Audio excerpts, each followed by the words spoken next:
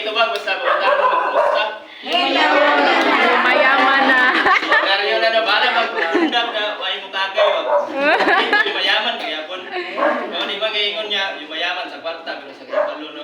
Kaya kayo magsubusanan, bantay kay Palo, yung iyapon tamo dato, no? Mas mayo, madagantang kay Palo daan, ayan, ito mo, panong baka dato, di ba? Oh. So, welcome na dito sa mga farm, no? Sa mga gamay nga farm. So, muna yung ginatawag, Buwis Sisay Farming School. So, akong agalon day, wala man akong agalon, daw agalon diri, so ako rin lang ipilit. Eh, silang mapagpapat o sa kwan, sa dalwangan. Kaya, dito silang mamo. Tudlo po silang ipilit dito. Kaya, may, hindi magito pwede biyaan, so ako na lang nagibilin diri. So, ako na ilang anak, si John Paul Elompo. So, sa kaya po graduate sa, pareho sa inyo, TOT, sa una. No, kumusta man TOT? Training? Okay na siya. Enjoy rin ako, no? Kayabag.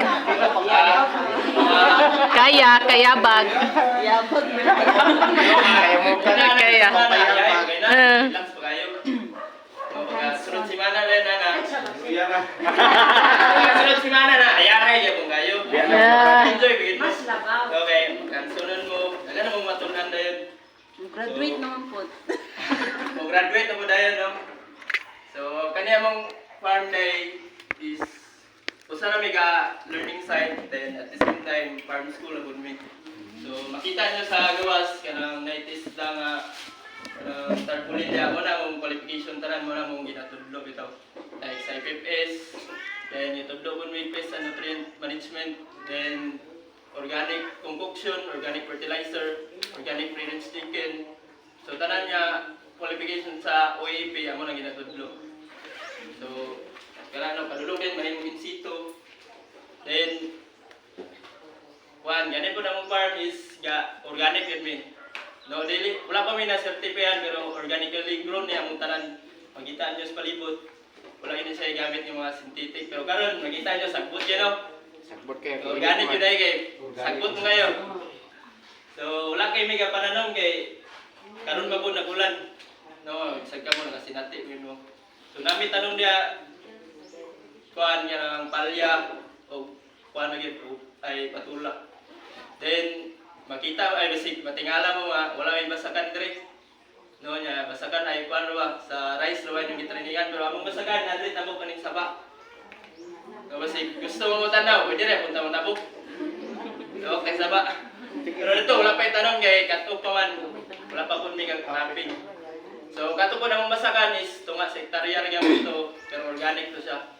8 years na nga, nag-organic. No, organically grown tanan. Dari sa tanan sa vegetable. So, kami usapon may ka-diversified po may farming. Nami livestock, nami fish pond sa loyo, tulog ka pangag. Then, nami baboy, pre-rinse chicken. Then, dato sa katunga side ito unahan, pwede, ito lagi tamo. So, nami sagingan na to, tamo sagingan ay na yung mga prutas sa ubos, and sa ubos na sa prutas na ako'y limon. So, kung ano yun, among i-maximize ang yuta bitaw para parang paano yun sa pangitanog, Magamit yun ang area. magamit yun bitaw na yung Mapuslan yun. So, inga na. Then, mo po na collection po sa mga ginikanan, no, mga certificate. So, wala pa yung iba na wala pa na nga butang napadali. So, importante kayo, kasi bisa kung sa mga training nga pwede nyo mapilan. Apil yun mo. No, kaya diha mong sugod tanan. No, itong ingon mo gito, yung mayaman. Dari mong sugod tanan, mga certificate, mga ibalo. Diri lagi pang utang.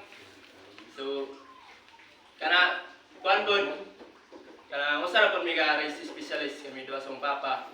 Race specialist mi, dito may nag-training sa Agusan, sa Apil Rice Agusan.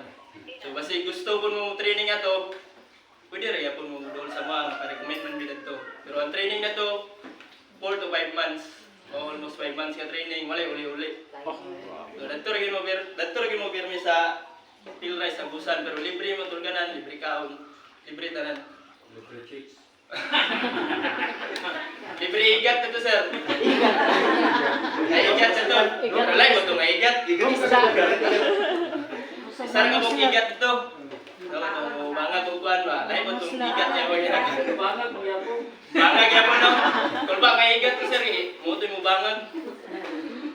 Bitaw, so basig na mo yung mga pangutana bitaw.